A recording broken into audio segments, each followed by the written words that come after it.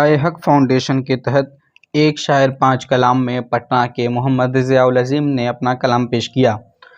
ضیاء حق فاؤنڈیشن اردو ہندی زبان و ادب کے فروغ کے لیے خصوصی کام کرتا ہے۔ اس مقصد کے حصول کے لیے یہ ادارہ وقتاً فوقتاً مختلف ادبی، علمی، لٹریچری پروگرام و ویبینار کا انعقاد کرتا ہے، جس میں بزرگ شعراء و ادباء کے ساتھ نئے قلمکاروں کو بھی پلیٹ فارم دیا جاتا ہے اور ان کی حوصلہ افزائی کی جاتی ہے۔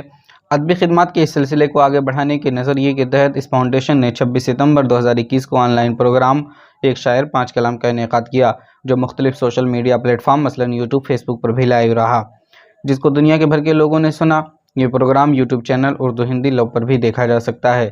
اس پروگرام میں نوجوان قلمکار ضیاء العظیم نے اپنے کلام کو پیش کیا۔ انہوں نے نعت پاک کے ان اشعار کے ساتھ پروگرام کا آغاز کیا، جسے آپ بھی ملاحظہ فرمائیں۔ میں نعت نبی گنگنانے لگا ہوں، میں سویا مقدر جگانے لگا ہوں، نبی کی اطاعت ہے حکم الہی، یہ پیغام سب کو سنانے لگا ہوں، ہے توفیق رب اعلیٰ اور کرم ہے جو سجدے میں سر کو جھکانے لگا ہوں۔ اسی طرح ان کے اس پروگرام میں پیش کردہ غزلوں کے چند نموزے بھی ملاحظہ فرمائیں۔ اس طرح دور کرتا ہوں سر سے بلا کو میں، رکھتا ہوں میں اپنے ساتھ جو ماں کی دعا کو میں، شاید میرے خلوص میں کوئی کمی رہی، حاصل نہ کر سکا جو تمہاری وفا کو میں، رسوا نہیں کروں گا ضیاء اپنے اشک کو، پلکوں پہ روک لوں گا امٹتی گھٹا کو میں۔ زندگی کے لیے ہم سفر چاہیے اور پاکیزہ ایک رہگزر چاہیے، ہاتھ اٹھے گر عرش بھی جوم اٹھے، اب دعاؤں میں ایسا اثر چاہیے۔ اس پروگرام میں محمد ضیاء العظیم کی ادبی خدمات اور ان کی حوصلہ افزائی کے لیے سند سے بھی نوازا گیا۔ یہ سند محمد عظیم الدین رحمانی صاحب، پرنسپل مدرسہ اسلامیہ سمن پورہ پٹنہ کے دست مبارک سے دیا گیا۔ اس موقع پر انہوں نے کہا، اس طرح کے پروگرام نوجوان قلمکاروں کی حوصلہ افزائی اور ان میں جوش و جنون کا جذبہ پیدا کرنے کے لیے بے حد اہم ہیں۔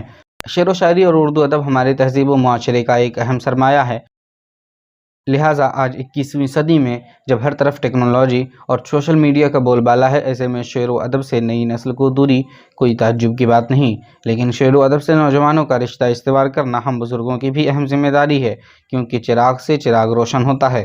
ضیاء حق فاؤنڈیشن کی یہ کوشش یقیناً چراغ کا کام کر رہی ہے۔ میں اس فاؤنڈیشن کے اراکین کو مبارکباد پیش کرتا ہوں اور ان کی اس کاوش کا خیر مقدم کرتا ہوں۔ اس پروگرام کی نظامت ڈاکٹر صالحہ صدیقی نے کی اور اظہار تشکر محمد غفران نے پیش کیا۔ اس پروگرام میں تلاوت قرآن پاک محمد عمر نے کی، جبکہ شخصی تعارف ڈاکٹر نازیہ امام صاحبہ نے کرایا۔ اس موقع پر ابو شہمہ انصاری صاحب نے بھی اظہار تشکر پیش کیا۔